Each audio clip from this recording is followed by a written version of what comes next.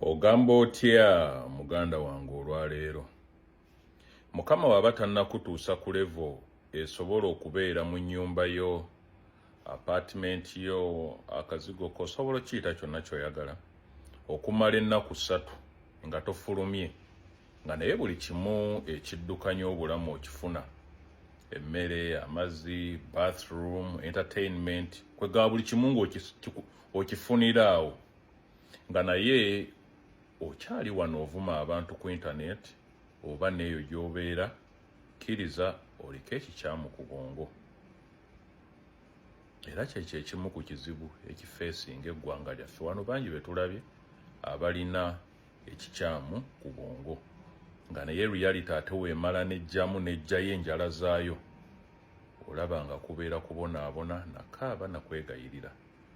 Obulamu buli bwe njogeddeko emabega, it is not luxury but normal life.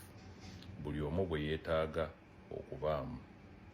So saba Mukama abukuteekemu otandike okuba ng'omuntu.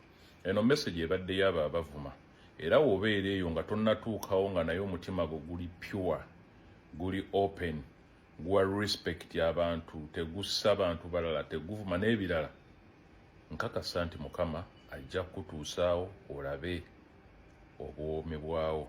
Beera bulungi, weeraba.